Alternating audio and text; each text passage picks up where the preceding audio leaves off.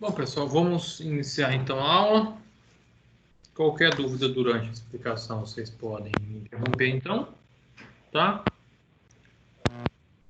Reforçando aqui na gravação para quem possa ver depois, então. Vou verificar ainda a atividade parcial de vocês, mas eu passo a comunicação via nosso grupo no Telegram, ao certo, tá? Vocês têm, então, a avaliação oficial de vocês, até o momento, permanece aí para o dia 8 de junho, né? E até o momento, previsão de retorno aí para o dia 1º de junho também, das aulas presenciais. Sendo assim, vamos então começar nossa aula. Hoje é a aula 4.2 e logo, né, próxima aula a gente faz a aula 4.3 e a gente finaliza aí a nossa disciplina, a nossa parte teórica, e daí até lá eu já vou ter uma resposta, passo aí uma atividade para vocês, para a gente fazer valendo aí a parcial, então, e depois ficaria só a oficial para a gente encerrar.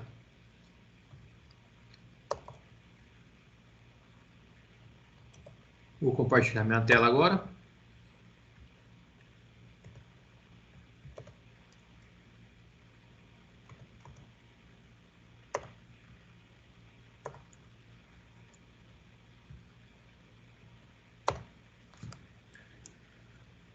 Bom, na aula de hoje a gente vai falar um pouco sobre, né, os perfis compostos e simples.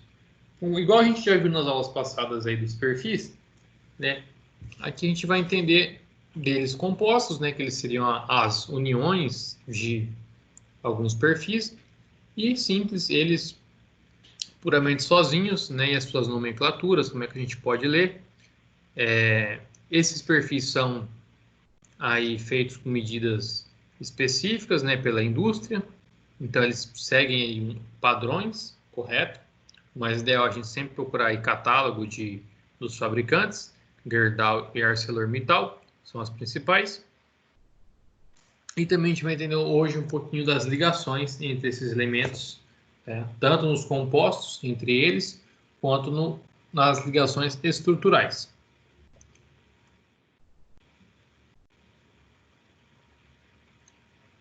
Então, nessa sessão, a gente vai conhecer quais são as dimensões padrões das peças de aço para que o projeto seja feito com medidas que possam ser facilmente encontradas no mercado.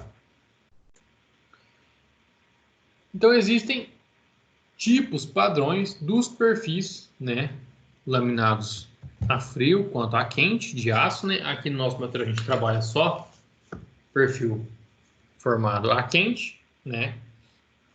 Porém, essas dimensões e esses tipos também são encontrados aí nos perfis dobrados, que são feitos a partir de chapas de aço, correto? Sendo que a gente tem como padrão onde a altura ou diâmetro externo, que seria a base, a largura da alma, né? A largura da mesa, digo, seria, né, BF. BF, então, é o tamanho da mesa. Sendo que TW, TF, né? TF é a espessura da mesa. E TW é a espessura. A gente tem, então, esses tipos de perfis, né, os mais básicos, que é o H, o I, o L, tá? O U com abas inclinadas e o I com abas inclinadas, né? Que ele tem um enrijecedor aqui nessa junção, né, que acaba mudando aí algumas características geométricas, consequentemente dá um pouquinho mais de resistência aí na seção.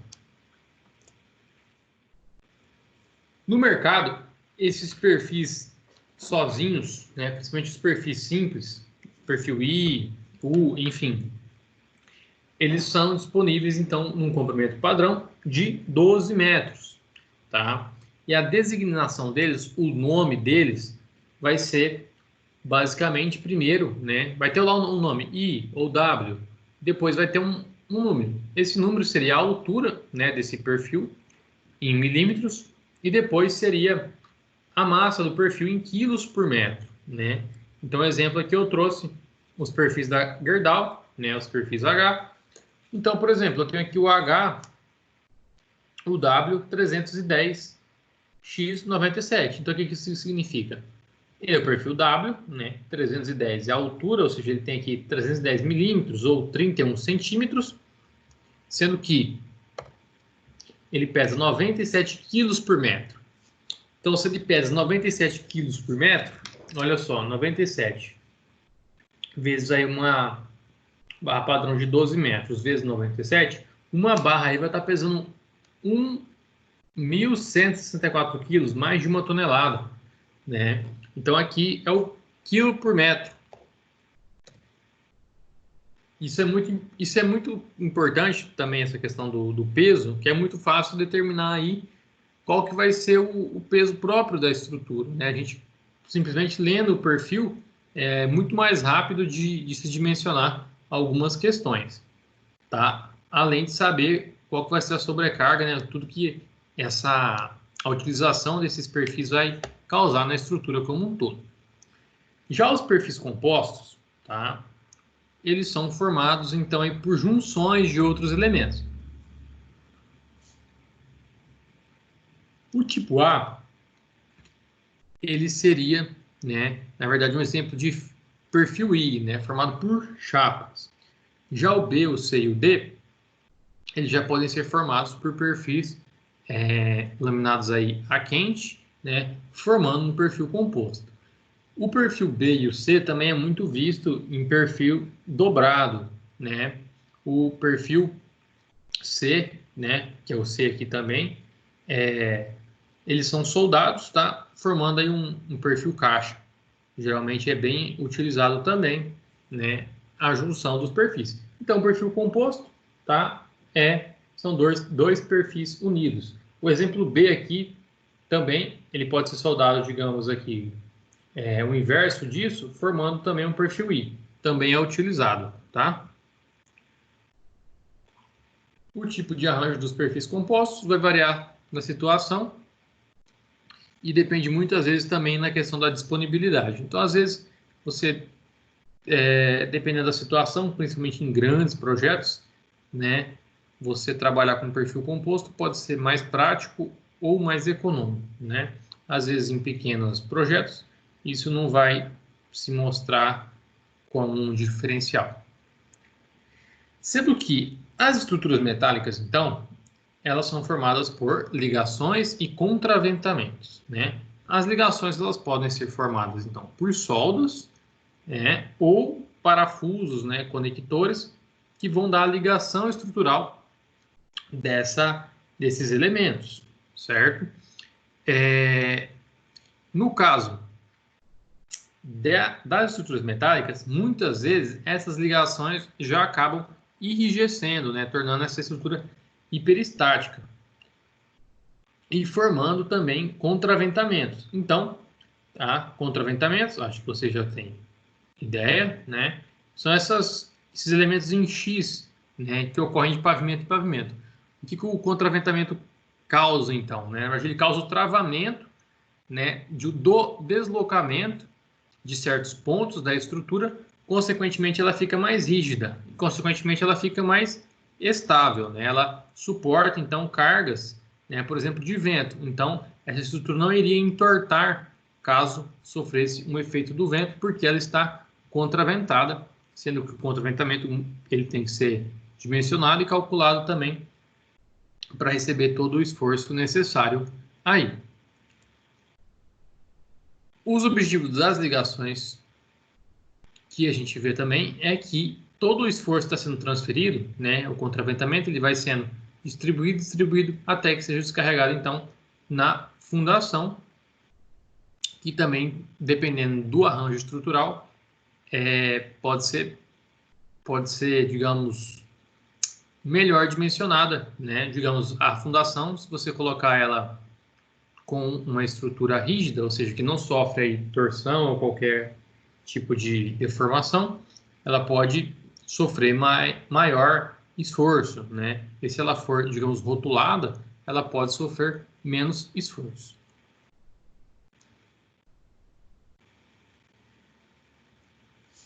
Além das ligações, então, com parafuso, a gente tem as das soldas. O que acontece? Dependendo da situação da execução, vai ser preferível solda ou parafusos. A vantagem de parafusos é que já vem tudo furado, digamos, de uma fábrica lá de longe, então só chega ali com os elementos e faz a montagem desses perfis, né, de uma maneira mais rápida e ágil. Não mexeria aí com, digamos, instalações, né? Para solda, às vezes precisa de um soldador, né? Demanda tempo. A ligação, às vezes, por parafuso, o controle tecnológico é maior, você só tem que controlar a resistência do seu parafuso, né? A solda tem diversos pré-requisitos, você tem que entender a liga do aço que você está soldando, se é a mesma do outro perfil, tá? Se a temperatura vai estar correta, se o eletrodo que você está utilizando para soldar está correto, se deu liga, tá? Então solda acaba sendo um pouco mais complicado. Mas em muitos lugares acontece que, digamos que não é possível você parafusar aquele elemento. Então vai ter que ser utilizado solda, tá?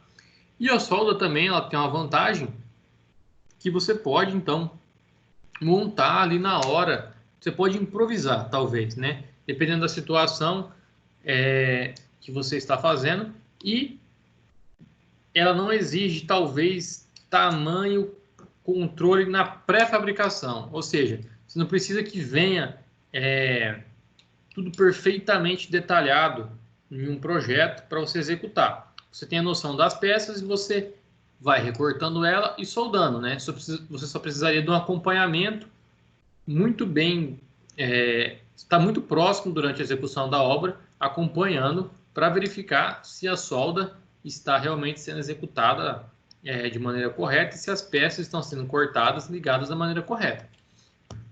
Mas a vantagem é que você pode começar a obra, digamos, um pouco antes do que um projeto feito aí em parafusos, né? Então, ambas têm as suas vantagens e as suas desvantagens.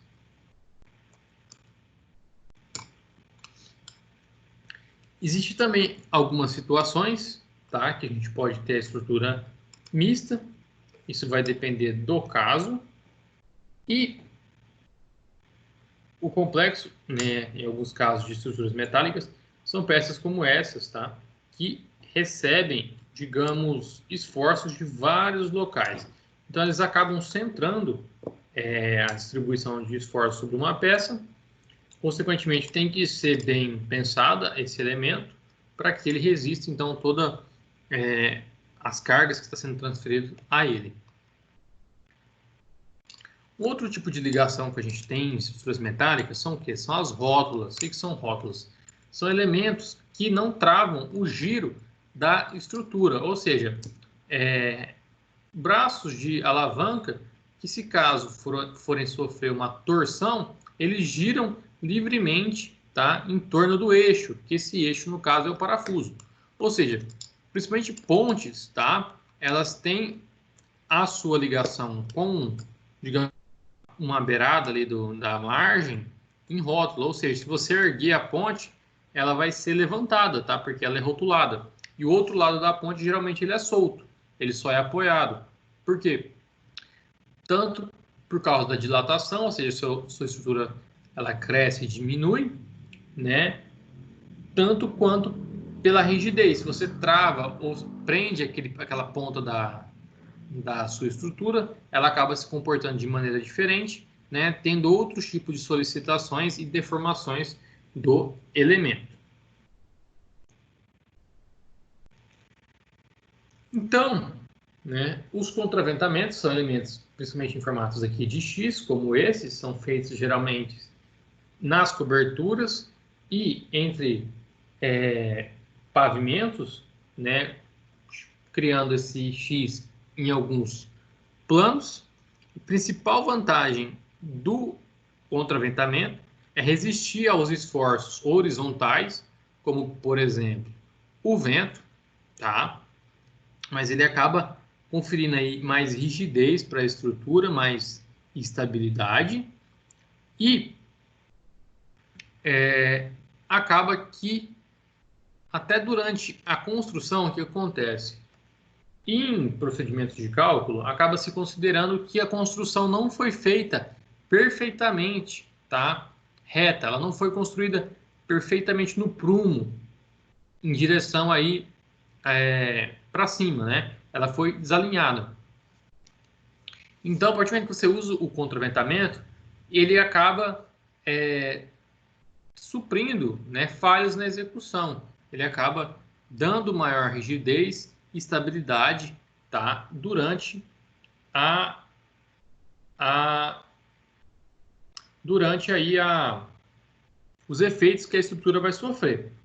Além de que, em situações que as peças vêm pré-fabricadas, por exemplo, montadas com parafusos, essa diferença aqui de tamanho, por exemplo, ela já tem que estar exatamente feita, né, como no projeto. Ou seja, quando você vai ligar uma peça a outro lado, né, evita com que esses elementos estejam fora do prumo, porque ele vai conferir, digamos aqui, ó, 90 graus entre a laje e esse pilar, né? Ele vai ter um tamanho ideal que vai conferir 90 graus. Isso já em projeto. Já em solda, não, né? Pode ocorrer aí algumas diferenças.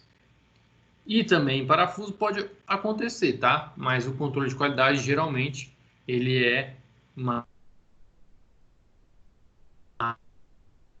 por exemplo, um pilar, tá?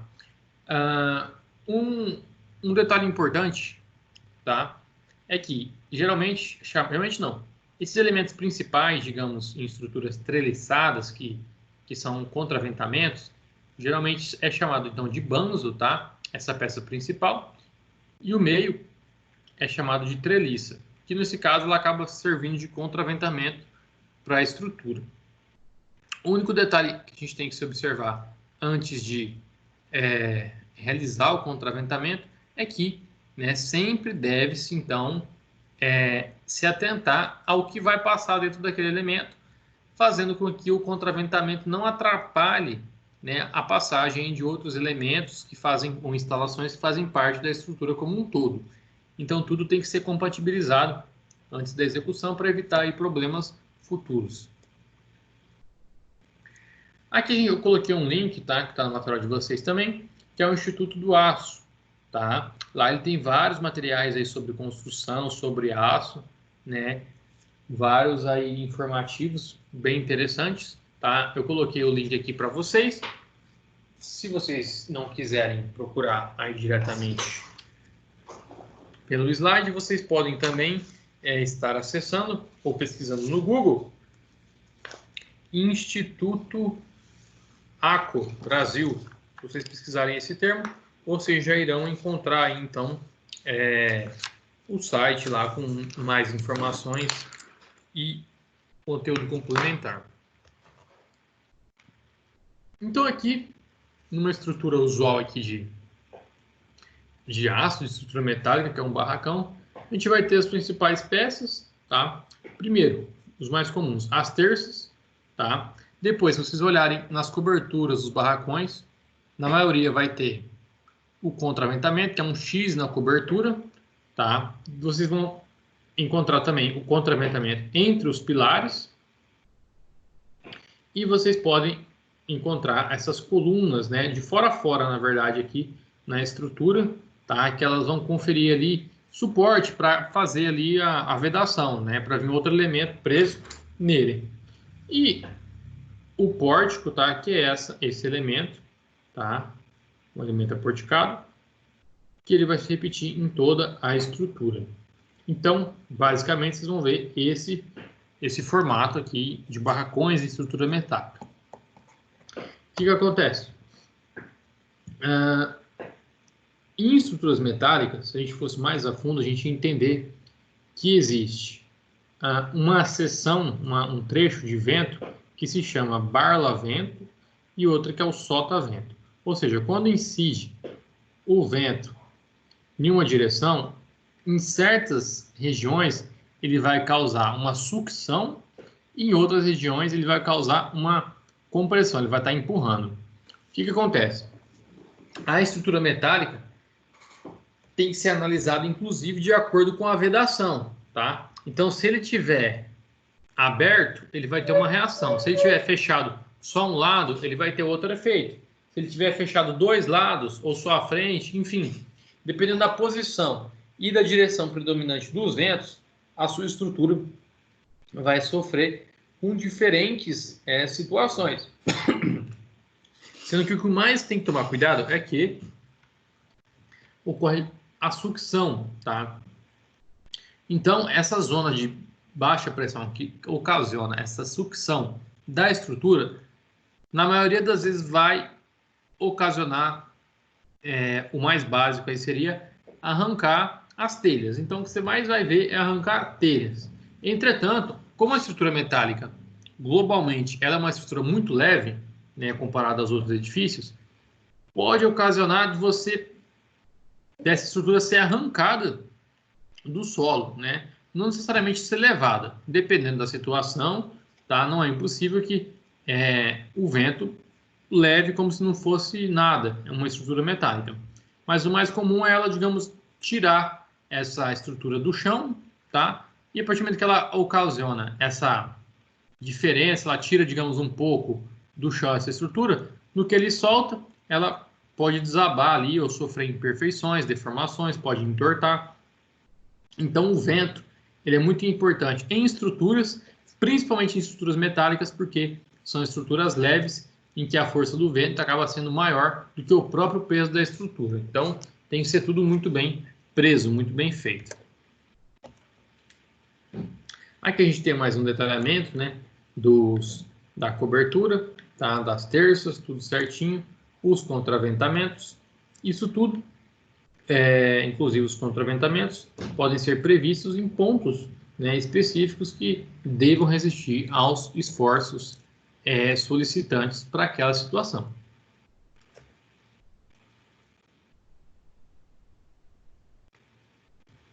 Entendido? Alguma dúvida?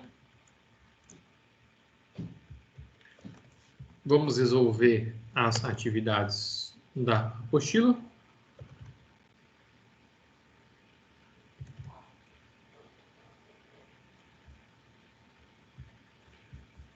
Vamos lá. Se vocês quiserem abrir no de vocês, vocês podem abrir então o Faça Valer a Pena, tá? Aí na página 159. Vamos lá. Número 1. Os perfis simples são, na maioria, elementos laminados a quente, disponíveis no comprimento padrão de 12 metros. São encontrados com a designação de suas dimensões externas nominais, geralmente altura em milímetros, seguido por massa do perfil em quilograma/metro. Quais são as características que determinam que um elemento suporta mais carga que o outro? Letra A. Quanto maior a sua largura e o peso de sua chapa, maior a carga que suporta. Quanto menor a resistência do seu aço e a espessura da sua chapa, mais carga suporta. C. Quanto menor a sua altura, a resistência do seu aço e a espessura de sua chapa, mais carga suporta. Quanto maior a sua altura, a resistência do aço e a espessura da sua chapa, mais carga suporta. Ou quanto maior o seu comprimento, leveza do seu aço e a espessura de sua chapa, mais carga suporta. Qual é a alternativa que vocês acham que é a correta? Nessas aqui incoerentes, quanto menor a resistência, já é contra a própria pergunta, né? Então, já pode anular essas questões aqui. Ninguém se habilita? A resposta correta aqui é a letra D. Quanto maior a altura, ou seja, a altura do perfil,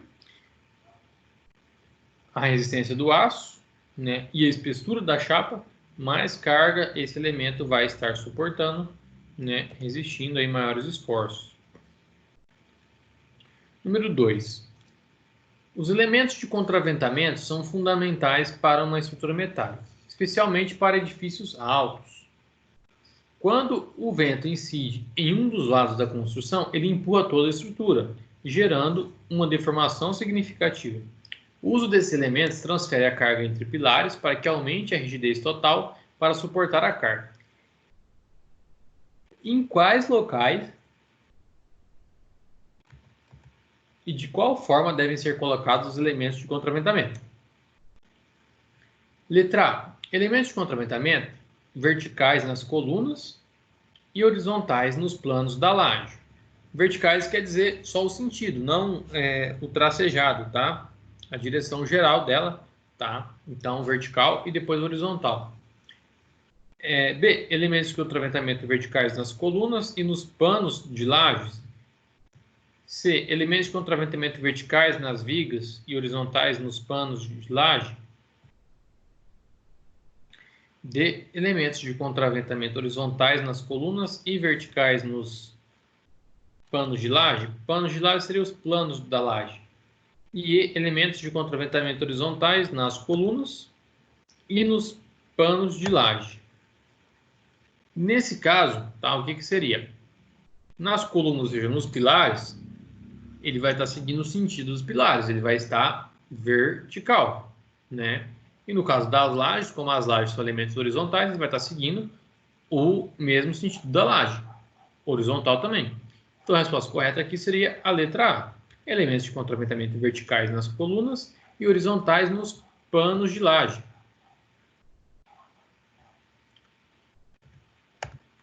Correto? 3. A solda. Aí vai ter um trecho. A solda, no caso, é isso que a gente vai respondendo junto, tá? A solda, ela faz o quê entre as partes em contato, né, com a utilização de eletrodos? Ela funde, né? Porque parafuso é o parafuso. Então, a solda funde. Então, vai ser A, B ou C. A solda funde as partes em contato com a utilização de eletrodos e atualmente é feita mais em fábrica ou em obra?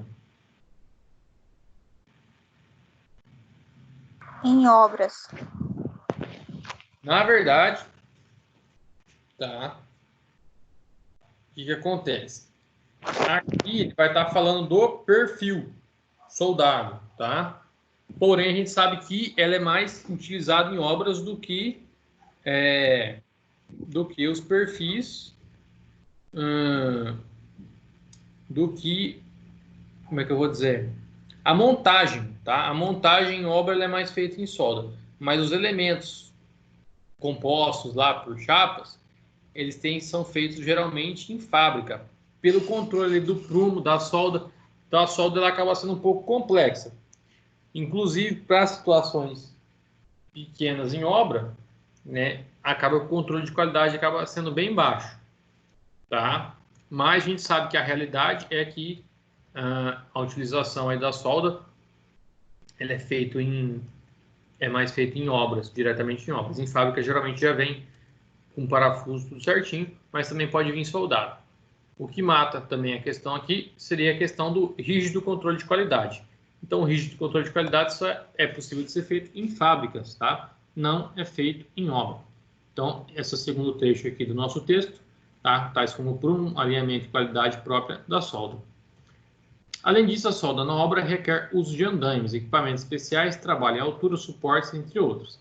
A facilidade da solda ocorre principalmente na união de peças mais complexas, né? Em que o uso de parafuso se torna difícil. Então, se a peça é um pouco mais complexa, não tem como parafusar, né? Vai ser utilizado aí a solda. Dessa forma, letra C, funde, fábrica e complexas. O único detalhe aqui, observar então esse trecho aqui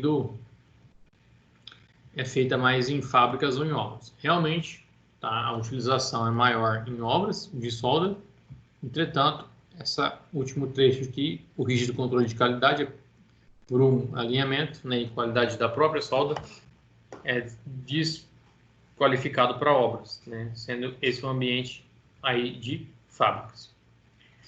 Então assim, pessoal, aula que vem a gente vai entrar aqui na parte de dimensionamento das peças metálicas, tá?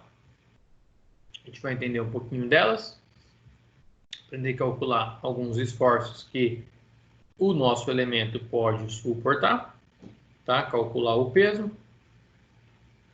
E aí nós estaremos então encerrando a nossa disciplina e mais notícias ou informações eu vou passando para vocês, né? Para a gente ir aí alinhando todo o conteúdo, dados, enfim, e as nossas avaliações. Quaisquer dúvidas, pessoal, fico à disposição aí lá pelo Telegram, o e-mail, o que vocês preferirem, tá? Para tirar dúvidas no que precisar. E eu acho que por hoje, nossa aula, né, fica por aqui. Alguma dúvida, algum questionamento? Ficou claro? Para mim tá tudo certo, professor. Então, tá bom, pessoal. Sendo assim, o recado tá dado, tá? Aula que vem, então, provavelmente a gente não vou desmarcar a nossa aula, não sei como é que vai ficar, aquela questão que eu falei das 2 aulas seguidas, né? Vamos deixar do jeito que tá. Se caso for alterado, daí eu entro em contato, tá? Obrigado aí pela presença de vocês e até o mais breve. Boa noite.